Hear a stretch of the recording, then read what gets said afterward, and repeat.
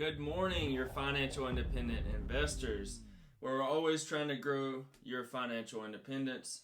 Today, I'm going to be making a video. I've been making a lot of videos about Hyliion. Today, we're going to go into another one. I'm going to be going over what is the price to book ratio and why do investors use it to buy stocks. So before we get into anything else, we need to know what a price to book ratio is, because when I first started out, I had no idea about just about all of these different types of metrics. So the price to book ratio has been favored by value investors for decades and is widely used by market analysts. So think of your Warren Buffett or Charlie Munger, all those investors, they all use the price to book ratio.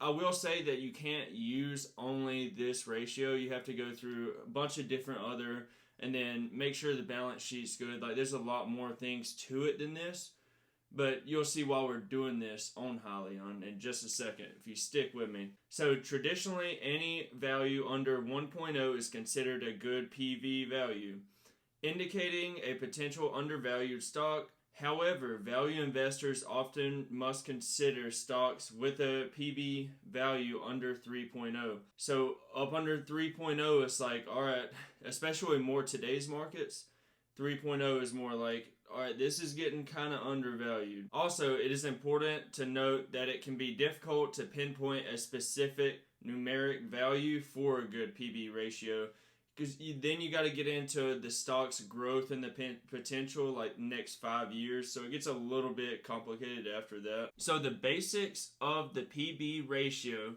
The PB ratio compares a company's market capitalization to the market value to its book value. Specifically, it compares the company's stock price to its book value per share, BVPS. The market capitalization, or the company's value, is its share price multiplied by how many outstanding shares the company has. And then you have the book value is the total assets minus all of the liabilities, so all of the debt, and can be found on the company's balance sheet, which we're going to get into. I'm going to show you actually how I went done, because Yahoo Finance, the PB value was a little bit off. They usually lag like a quarter behind. I got the updated one for y'all so we can see exactly where Hyliion is sitting right now. So in other words, if a company liquidates all of its assets, everything it owns, all the warehouses, the cash on hand, everything, and pays off all its debt, the value remaining would be the company's book value. So using the PB ratio to evaluate stocks, the PB ratio should not be used as a single evaluation for a stock. As I said earlier, there's a lot more that goes into it. This is just one of the good ratios that you can use for a company that maybe isn't getting revenues just yet, or maybe they're in the next 3 years they're going to be scaling a lot in the future. A weakness in a PB ratio evaluation is that it fails to factor in such things as future earnings, prospects, or intangible assets. However, the PB ratio helps to identify hyped up companies. If you looked at Nikola whenever it was skyrocketing and you just happened to notice the PB on that, or any metric. So the market cap for Hyliion, roughly, I think I took this screenshot yesterday, but it's roughly $1.5 billion. The enterprise value is a little over $901 million. That puts it at a price to book at 2.32. If you were looking in December of last year, it was 12.46. So it has came down a lot. This is one of the things that's like highlighting, like, maybe this is a value play. But Yahoo Finance is wrong, and I have the updated number for y'all, and I think I've done it at a $10 share price. A $10 share price. So I think we're hovering around 940-ish, and I like making things even. So I'm going to be giving y'all awesome value in this content. So the PB equals the share dollars divided by the book value, and I've done this at $10 a share.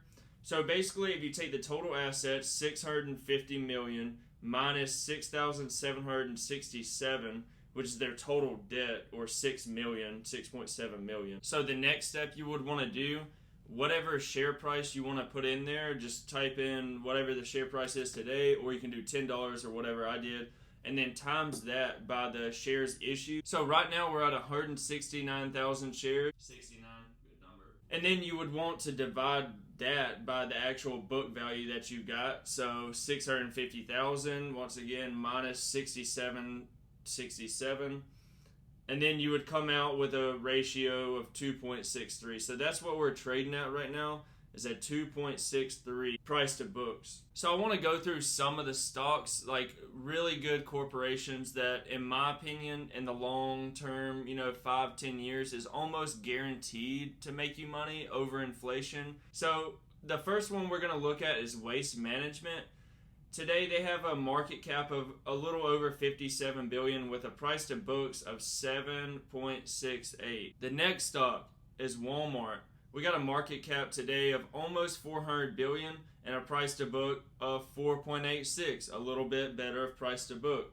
But as you'll notice with the two, Waste Management, I mean, the company's business is in the name. They do waste management, recycling.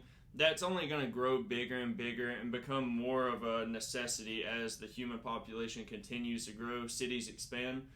And Walmart, we all just about go there grocery shopping. Some people may use Kroger's or Target or something like that. But Walmart's a good company. They're pushing more e-commerce online. And then the third stock we have is Cummins, which is a market cap of 38.5 billion.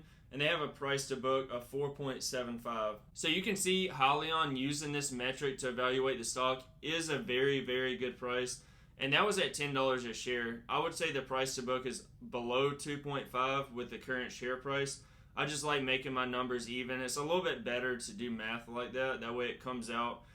And then you're looking more so towards the future. Like if the stock price does go up 10% tomorrow, you're still looking at a price to book of around 2.63. And with all these companies, I mean, you can go through any company. They're just about always, especially these days, going to have a price to books of over 3.